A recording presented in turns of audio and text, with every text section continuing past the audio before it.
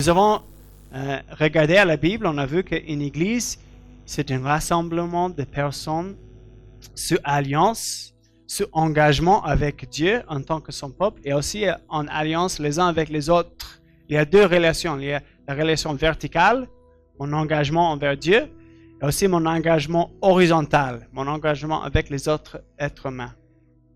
On a vu que l'Église appartient à qui? Et nous avons dit, j'espère clairement, l'Église n'appartient pas au pasteur ni au conseil de l'Église. L'Église appartient à Jésus-Christ. Il est le chef de l'Église. Et dans toutes ces choses, j'espère que vous êtes en train de comprendre. Lorsque nous avons des décisions à prendre dans l'Église, nous devrions nous référer à ce que Jésus nous dit sur quelque chose. Il est la tête, on dit. Il est la tête, le cerveau de l'Église. Et nous, en tant que son peuple, nous sommes le corps de l'Église. Ça fait en sorte que nous avons plusieurs rôles à jouer. C'est la main, pour le corps humain, fait une chose qui est différente que la bouche, qui est différente de ce que fait les jambes, qui est différente de ce que font les oreilles.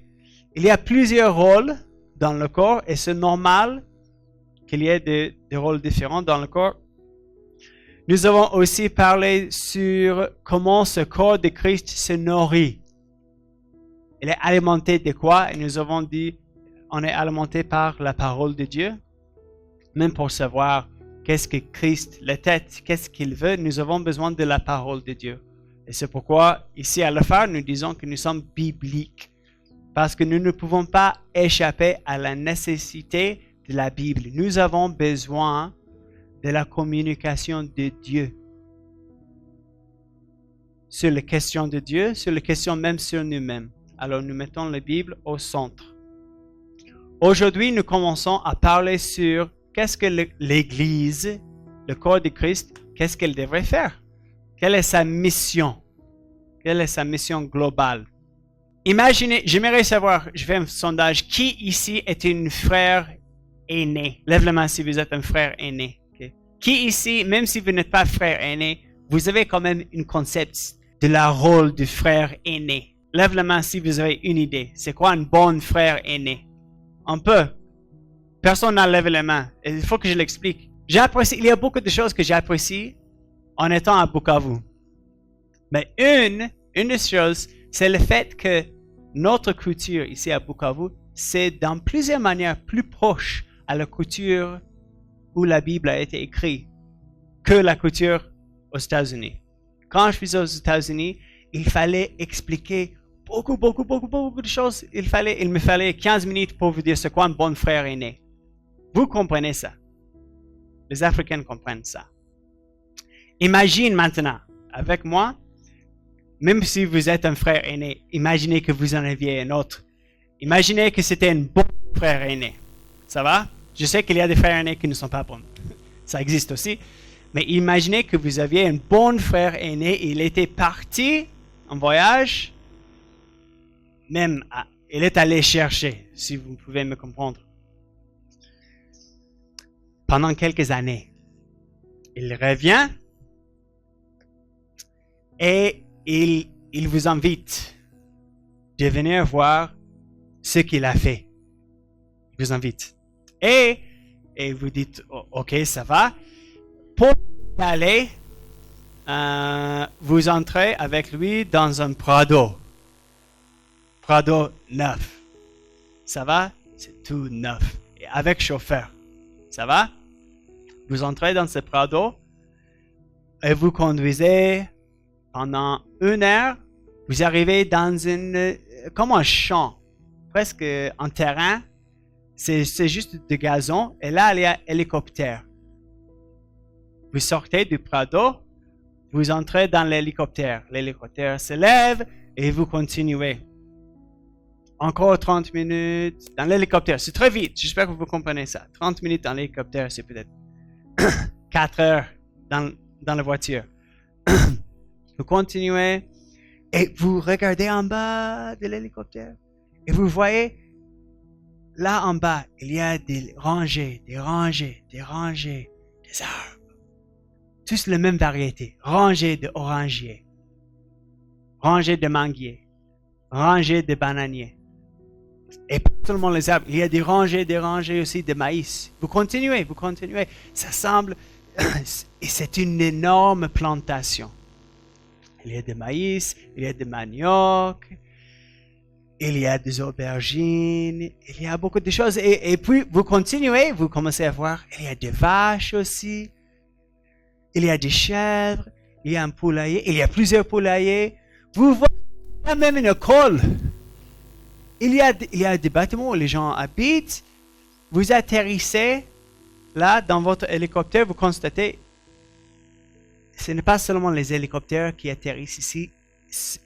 Il y a un aérodrome, il y a un aéroport ici. Il y a des avions qui arrivent ici. Vous sortez de l'hélicoptère, vous entrez dans un autre Prado, aussi tout neuf, avec votre frère, aussi avec chauffeur.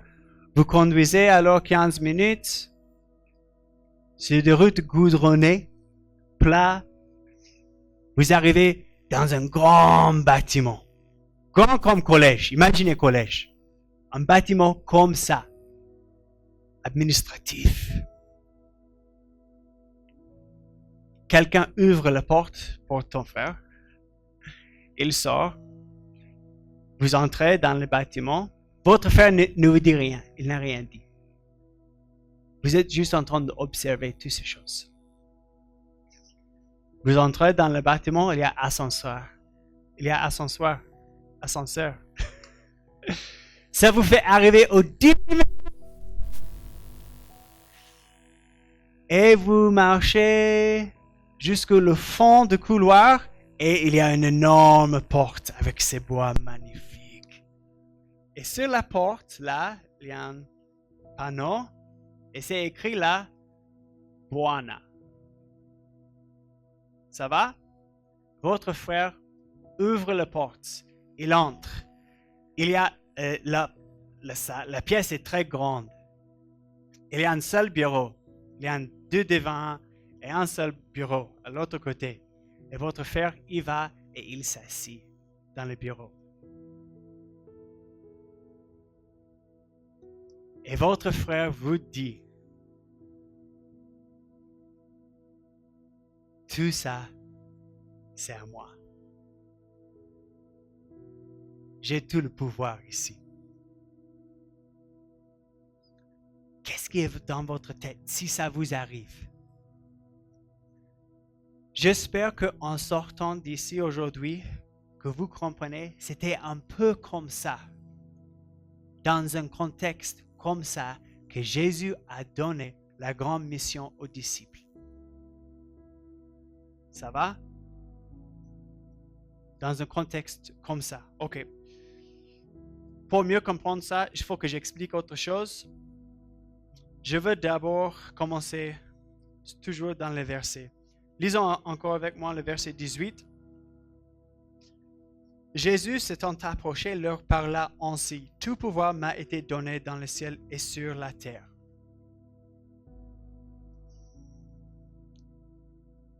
Jésus dit ici quelque chose de clair. Il dit qu'il est Dieu. Il dit qu'il a toute autorité. Où est-ce qu'il a autorité? Quelqu'un peut me dire, Jésus a autorité dans quel lieu? Dans les cieux et sur la terre. Il n'y a aucun lieu où Jésus n'a pas l'autorité. Et ici aussi, il parle autorité physique et spirituelle. J'espère que vous comprenez ça. Tout est à lui. Il a l'autorité sur tout. Or, maintenant, j'aimerais que vous sortez un peu de cette analogie de bon grand frère, des frères aînés dont je vous ai parlé. Entrez plutôt dans le contexte où les disciples parlaient à Jésus. Est-ce qu'il y a quelqu'un qui sait qu'est-ce qui s'est passé juste quelques semaines avant que Jésus avait dit ça aux disciples? Qu'est-ce qui s'est passé? Quelque chose d'important, de très grand. La mort de Jésus. probablement moins de 2 semaines avant que Jésus parle aux disciples ici. Quelqu'un peut me dire, qu'est-ce que les disciples de Jésus ont dit à Jésus juste avant sa mort? Ils ont dit quelque chose de très célèbre.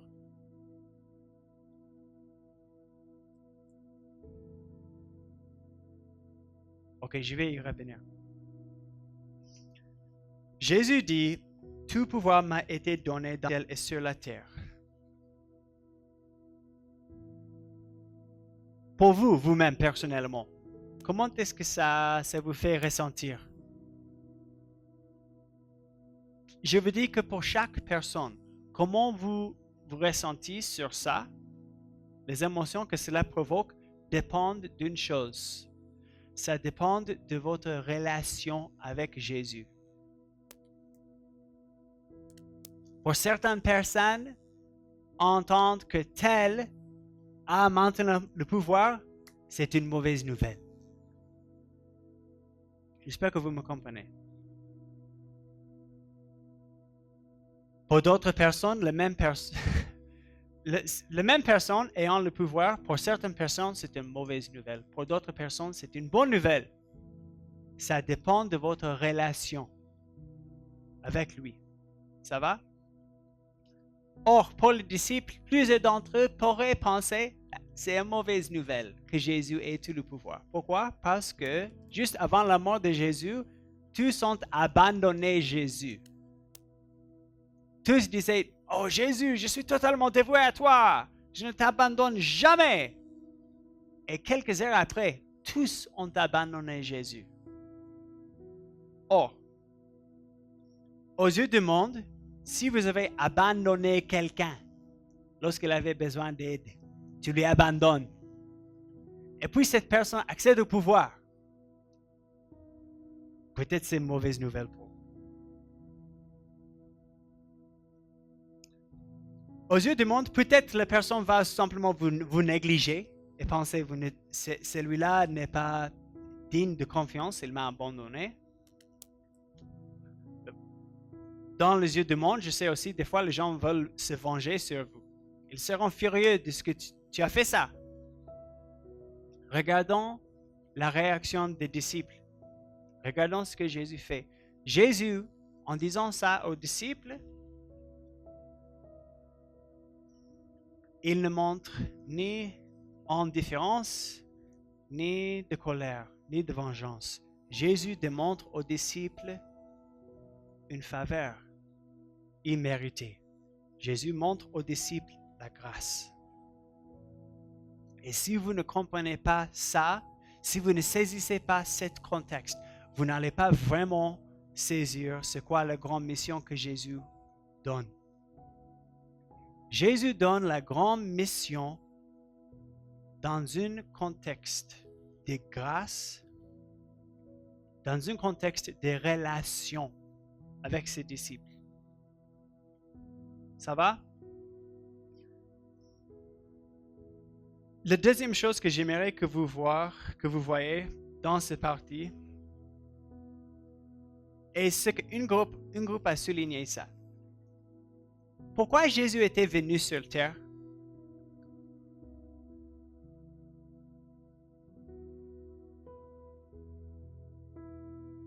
Jésus lui-même en parlait en plusieurs lieux. Clairement, ce n'était pas pour établir un royaume terrestre, militique, politaire, ce n'était pas pour devenir extrêmement riche. Il avait un seul but. Un seul but. Jean 3,16 nous dit, car Dieu a tant aimé le monde qu'il a donné son Fils unique afin que quiconque croit en lui ne périsse pas, mais qu'il ait la vie éternelle. Jésus en parlait précisément en Jean 12, 27. Pourquoi il était venu?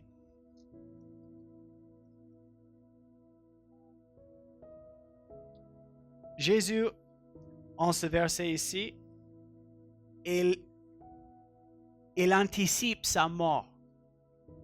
Il est en train de penser sur le fait qu'il va mourir bientôt. Et il dit ceci, maintenant mon âme est troublée. Que dirais-je? Père, délivre-moi de cette heure. Délivre-moi, empêche-moi d'aller à la croix. Mais c'est pour cela que je suis venu jusqu'à cette heure. C'est pour cela que je suis venu. Jésus est venu pour donner une mort substitutionnelle pour les hommes, afin que quiconque croit en lui ne périsse pas. Ça va? La Bible parle des effets de ça de manière générale, du fait que nous avons été réconciliés avec Dieu. J'espère qu'en parlant de ça, vous comprenez avoir quelque chose d'incroyable. Jésus est le tout premier missionnaire. L'idée de la mission, l'idée que les êtres humains peuvent être pardonnés et réconciliés avec Dieu, ça c'est l'idée de Dieu. C'est l'idée de Dieu. C'est sa mission, c'est la mission de Jésus. Dieu, le Dieu de la Bible, j'espère que vous voyez ça. Le Dieu de la Bible est un Dieu missionnaire qui envoie son peuple participer dans sa mission. Ça va?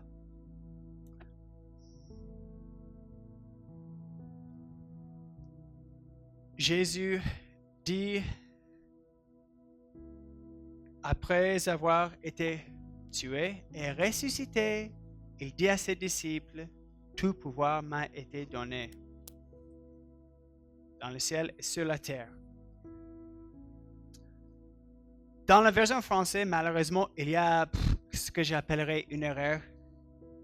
Dans la version en swahili, souvent, il se trouve, en anglais aussi, et en grec, grâce à nos confrères qui sont allés à Kampala et ont appris le grec, j'ai pu les demander. Il y a une version, il y a un mot qui manque dans le verset 19. Je veux vous le dire pour que vous compreniez bien ce que Jésus voulait dire.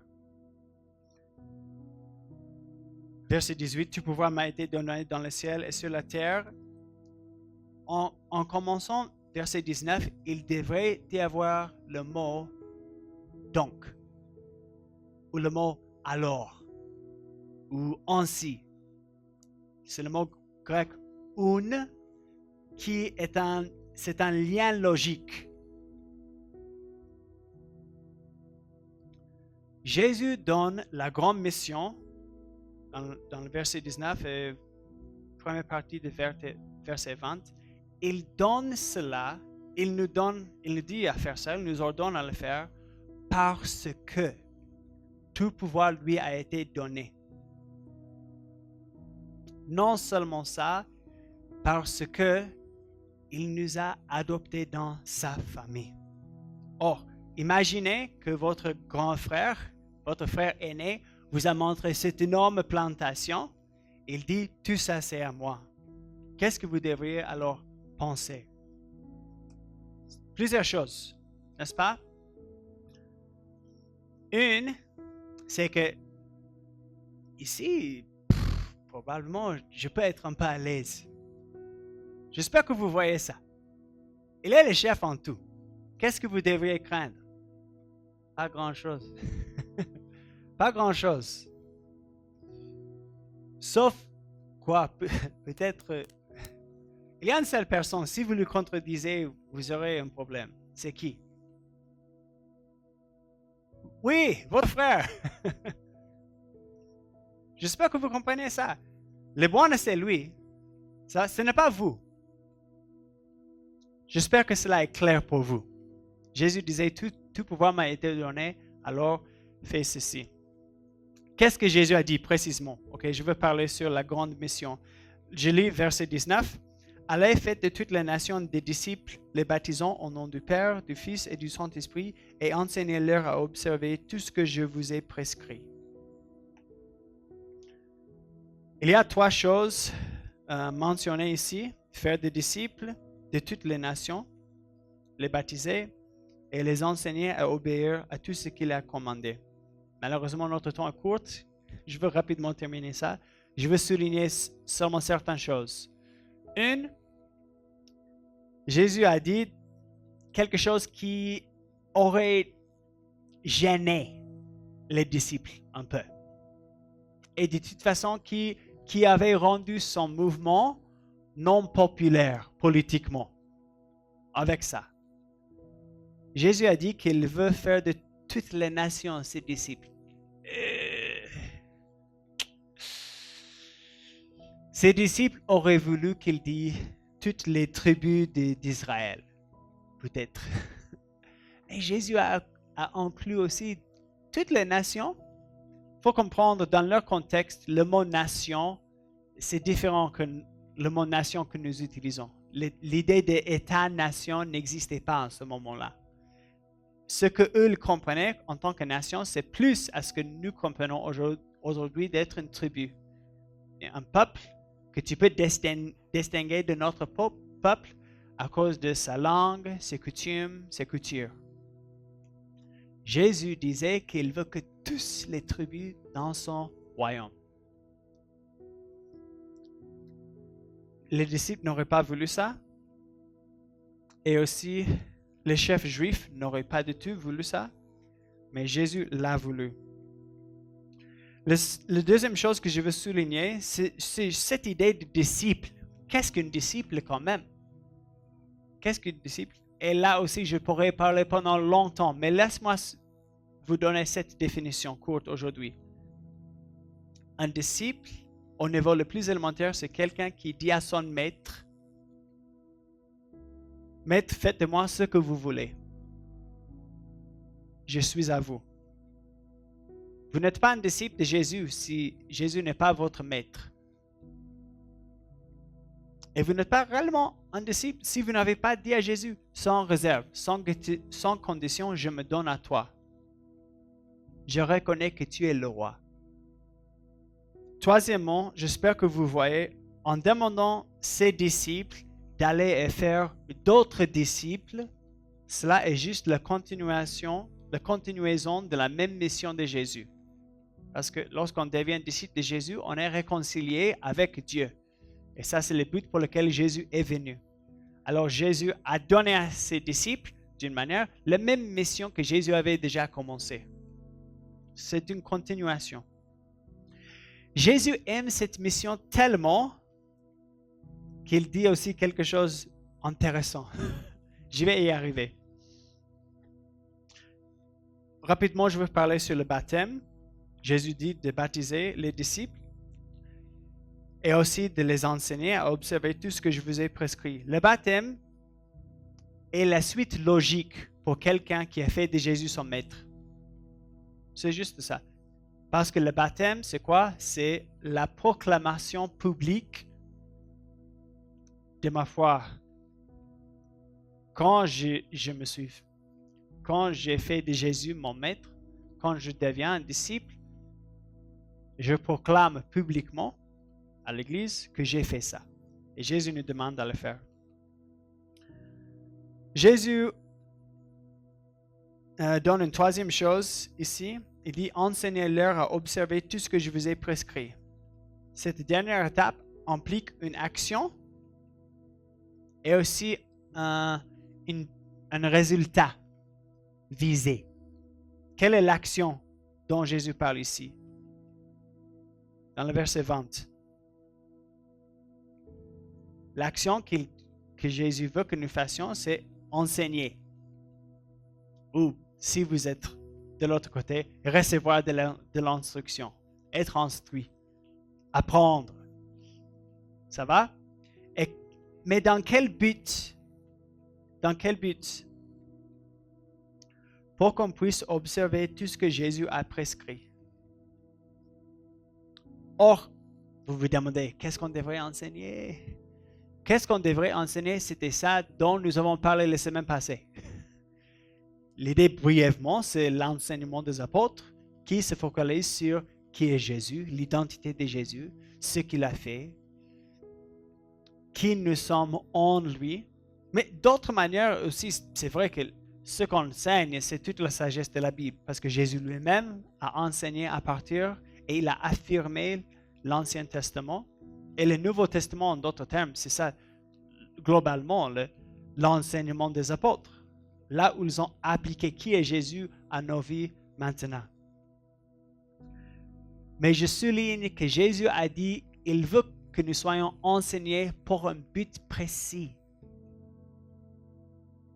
Ce n'était pas pour que nous devenions de plus en plus intelligents.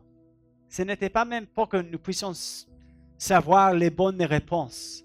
C'était pour que nous puissions obéir. Lorsque nous recevons de l'enseignement comme si c'est pour soi-même, quelque chose de stagnant arrive. Notre enseignement devrait conduire à l'obéissance. Après avoir donné la mission, la grande mission, Jésus dit quelque chose de curieux. Il aurait pu terminer là. J'espère que vous comprenez ça. S'il voulait, il aurait pu terminer tout son discours et enseigner-leur à observer tout ce que je vous ai prescrit, fin, point barre. Mais il ajoute aussi quelque chose. Qu'est-ce qu'il a dit?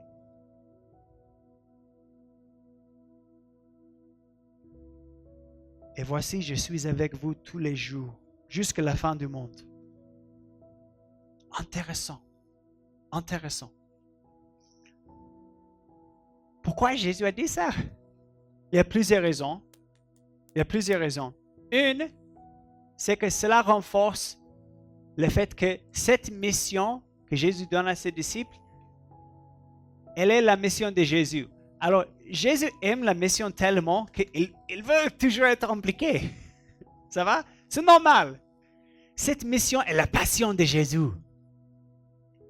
Et il ne se compte pas juste de le donner à quelqu'un d'autre, à n'importe qui. Il veut être impliqué. Ça va? Jésus est toujours avec vous en poursuivant la mission. Ça, c'est une chose. Deuxième chose, honnêtement, Jésus l'a dit parce qu'il savait ça sera difficile. Ça sera difficile. Pourquoi? Beaucoup de raisons. Beaucoup de raisons. Et si vous lisez le reste des actes, vous verrez plusieurs de ces raisons. Les disciples, on s'est moqué des disciples. Ils ont été rejetés par leur nation, généralement, par les autorités. Ils étaient en danger physique. Certains sont morts. Qu'est-ce que Jésus leur dit? Je suis avec vous. Je suis avec vous. Je sais que ça sera difficile. Ne pensez pas que je vous ai abandonné. Ça, c'est le grand mensonge que le diable veut vous donner chaque fois que vous faites quelque chose de difficile pour le royaume de Dieu. Le diable veut vous dire, Dieu n'est pas avec vous. Dieu ne s'intéresse pas à votre sort. Vous êtes toute seule. C'est un mensonge. Jésus est toujours avec vous.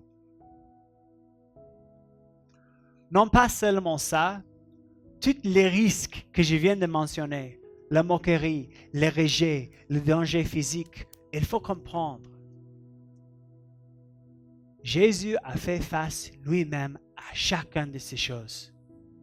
Il n'est pas en train de vous demander à prendre des risques que lui-même il n'a pas pris. Il sait ce dont il parle. Ça va? Je vais faire une transition maintenant. Je vais essayer à parler de manière pratique pour nous à Bukavu aujourd'hui.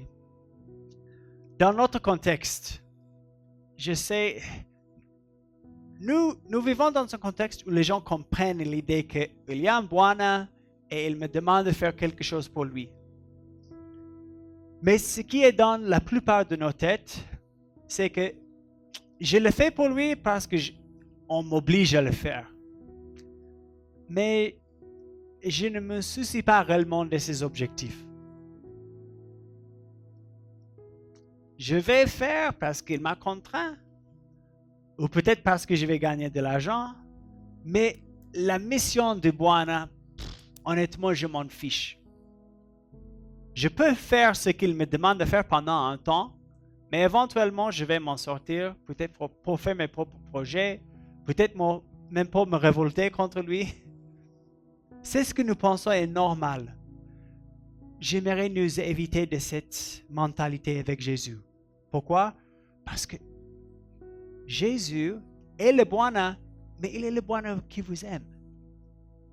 Il est le Bwana qui s'est donné pour vous. Il est un bon frère aîné. Il a vos intérêts à cœur.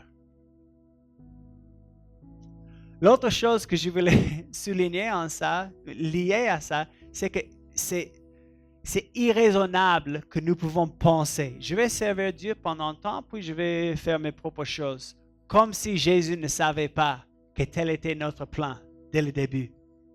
Ou comme si, bien que Jésus ait tout pouvoir partout, je peux échapper à son autorité pendant un moment. Ou même Jésus va changer ses idées. Il va abandonner ses projets et va plutôt prendre mes projets personnels. Je sais que ce qui est souvent enseigné aujourd'hui, c'est que Dieu va prendre, si vous servez Dieu, après Dieu va bénir vos projets personnels. Et j'espère, en réfléchissant un peu, vous voyez combien cela est absurde. Dieu a ses passions. Ses passions sont de ramener ses enfants perdus à lui. Dieu ne va pas changer sa passion. Ça va? C'est Jésus toujours qui est le Bwana. Or, cela n'est pas une mauvaise nouvelle. Je sais que pour plusieurs d'entre nous, on lit la grande mission de Jésus, aller faire de toutes les nations des disciples, les baptisons, et ça nous semble comme un fardeau. Je ne m'intéresse pas à ça. Je veux essayer à vous montrer un peu. Vous avez intérêt à ça. Tout d'abord, pourquoi? Tout d'abord parce que si vous êtes réellement enfant de Dieu, vous avez bénéficié de ça. Vous-même déjà. Quelqu'un a fait ça pour que vous puissiez arriver à entendre l'évangile de Dieu. J'espère que c'est hypocrite, c'est ironique, c'est injuste que je bénéficie de l'évangile, du fait que quelqu'un a fait un disciple de moi et moi je m'en fiche après. Nous avons intérêt personnel à faire ça. Non pas parce que nous avons cru, aussi parce que nous avons maintenant une relation d'amour avec Dieu. Si Dieu nous aime tellement, il nous demande de faire ceci, c'est une petite chose en vue de tout ce que Jésus nous a donné. Ça va? C'est une petite chose. L'autre raison pour laquelle on ne veut pas faire ça, c'est parce que, mais où est mon intérêt? Qui va pourvoir pour moi? Je sais, on pense à ça. Si je passe du temps en train de discuter l'évangile avec des gens, et je ne suis pas en train de gagner à ça. Vous avez affaire avec celui à qui tout appartient. Tout. Tout. Tout l'argent dans tous les comptes, tout l'argent qui est créé dans les crypto-monnaies, je ne sais pas, toutes les vaches sur toutes les collines, tout appartient à Jésus. Il a autorité sur tout. Ne vous inquiétez pas. Il va prendre soin de vous. Ça, c'est pourquoi il dit ça d'abord aux disciples. Avant de leur donner les missions, il dit, tout pouvoir, toute autorité m'a été donnée. Nous n'avons rien à craindre en ça. Plutôt, ce que nous pouvons attendre, c'est de faire participer à la plus grande mission de sauvetage qui ait jamais été. Lorsqu'au ciel, nous n'aurons pas une meilleure chose à dire à Jésus que à parler sur lui, sur comment nous avons poursuivi sa grande mission. Et je m'en fiche si un jour vous gagnez 100 billions de dollars. Jésus ne sera pas intéressé par ça. Il sera intéressé si vous avez poursuivi sa grande mission. Jésus, de manière s'en fiche, si vous étiez le plus bel, le plus beau, le plus intelligent, Nous avons tant de poursuites. Jésus a des priorités. Oh, je ne suis pas en train de dire que ces choses sont mauvaises. Ce n'est pas ce que j'ai dit. Et ça, c'est pourquoi j'ai parlé même de priorités dans les questions. Parce que même, il y a d'autres choses que Jésus nous dit à faire qui ne figurent pas en ça, dans la grande mission. J'espère que vous comprenez ça. Mais celles-ci sont prioritaires quand même. Alors, tout chrétien qui pense que vraiment je fais tout ce que Dieu veut que je fasse, sauf que je ne parle à personne sur Jésus, on devrait se questionner. Qui a mis les priorités dans vos vies? Je ne suis pas en train de dire que partager l'évangile et faire des disciples devrait même prendre la plupart de votre temps personnel. D'ailleurs, ce n'est pas exactement ce que Jésus disait parce que dans la langue originale, lorsqu'il disait aller, c'est presque comme ayant dit en allant. Il disait ayant allé. Ça donne l'idée que quand vous faites ce que vous faites, faire des disciples. Ça va? Il n'est pas nécessaire que cela prenne tout votre temps, même la majorité de votre temps. Mais si ça ne prend aucun de votre temps, on devrait se questionner. Jésus dit qu'il est celui qui détient toute autorité et qu'il est avec nous tous les jours, jusqu'à la fin du monde. Est-ce que vous savez ce que ça signifie? Je sais, à Bukavu, partout, mais notamment à Bukavu, nous avons besoin de quelqu'un sur qui nous pouvons compter. Lorsque les choses deviennent compliquées, les choses ne tombent pas comme on pensait, nous voulons avoir quelqu'un à qui je peux faire appel et il peut régler ça. Jésus est la meilleure version de cette personne qui soit. Il a vos intérêts à cœur. Il a tout le pouvoir. Alors, nous pouvons poursuivre sa mission. Nous ne serons pas les perdants si nous obéissons à ce qu'il nous a ordonné à faire. Quelles que soient les difficultés que vous traversez actuellement, si vous avez placé votre confiance en Jésus, écoutez ses paroles. Toute autorité m'appartient. Je suis avec vous. Vous n'avez rien à craindre. Partons à la conquête de la plus grande mission de sauvetage que le monde ait jamais connue. Courbons nos têtes.